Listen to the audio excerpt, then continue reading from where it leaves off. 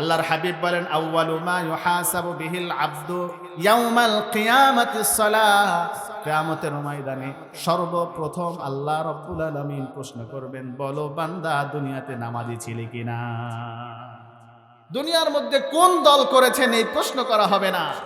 কোন টুপি মাথায় দিয়েছেন এই প্রশ্ন কিয়ামতের ময়দানে করবেন না। কোন নেতার পিছনে ঘুরেছেন এই প্রশ্ন কিয়ামতের ময়দানে আল্লাহ তাআলা করবেন না।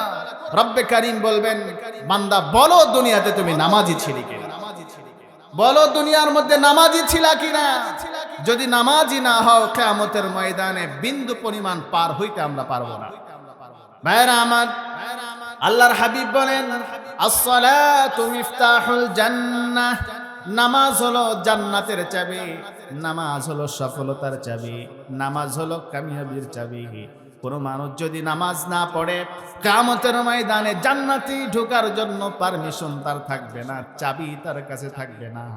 দুনিয়ার মধ্যে একজন মানুষ যদিও বাড়ির মালিক, যদি চাবি তার কাছে না থাকে ঘরে ঢুকতে পারে না।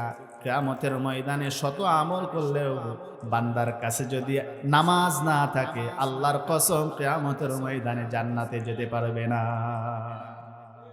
ভাইরা আমার, আল্লাহ রাব্বুল আলামিন আপনাকে আমাকে যতগুলো ইবাদত দান করেছেন, রব্বে কারীম আপনাকে আমাকে যতগুলো ইবাদত দান করেছেন, সমস্ত ইবাদতগুলো জিবরিল আমিনের মাধ্যমে আপনাকে আমাকে দান করেছেন। কিন্তু নামাজ এমন একটা ইবাদত, নামাজ এমন একটা বিশেষ আমল, যে আমলটা আল্লাহ তাআলা জিবরিল আমিনের মাধ্যমে আপনাকে আমাকে দান করেন নাই।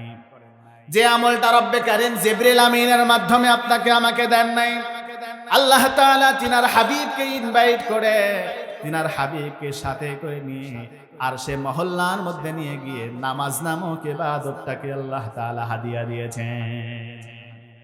ভাইরা আমার, আল্লাহর হাবিব যখন আর সে মহল্লার মধ্যে গিয়ে উপস্থিত হলেন, রব্বে কারীম তিনার বন্ধুকে ডাক দিয়ে বলেন, বন্ধুরে আজকে আপনি আমার সাথে দেখা করার জন্য এসেছেন, বন্ধুর সাথে মোলাকাত হয়েছে।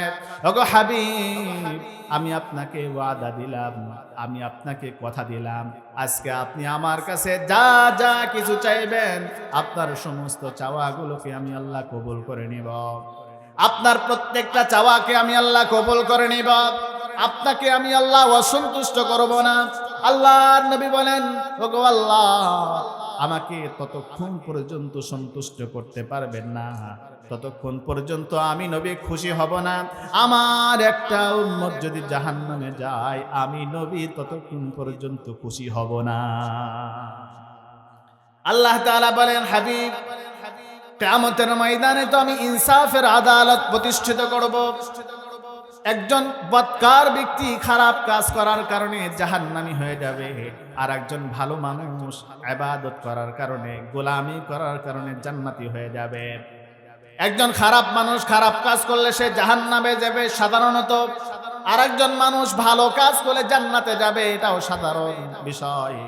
আর আমি আল্লাহ ঢালাও ভাবে সবাইকে যদি জান্নাতে ঢুকাইয়া দেই, তাহলে তো আমার কোনো ইনসাফ রইল না, তাহলে তো আমার কোনো ইনসাফ রইল না। বরং আমি আপনাকে দুইটা কর্মসূচি দিলাম, দুইটা প্রস্তাব আমি আল্লাহ তাআলা আপনাকে দিলাম। এই দুইটা প্রস্তাবের মধ্য থেকে যেটা আপনার মনে চায় সেটাকেই আপনি গ্রহণ করুন।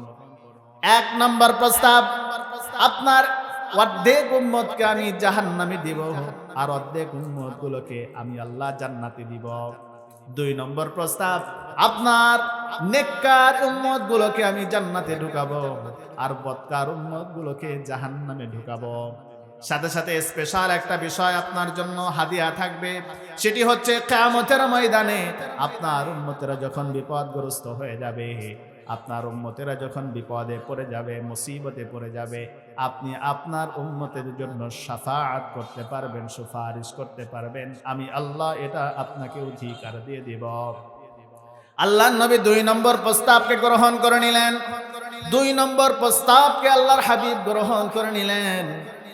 আল্লাহ তাআলা তিনাকে এমন পাওয়ার দান করলেন, কিয়ামতের ময়দানে যখন কেউ কথা বলার সাহস করবে না, আল্লাহ তাআলা তিনার হাবিবের ক্ষমতা এত পরিমাণ দান করবেন যে আল্লাহ তাআলা তিনার হাবিবের সুপারিশগুলোকে কবুল করে নেবেন।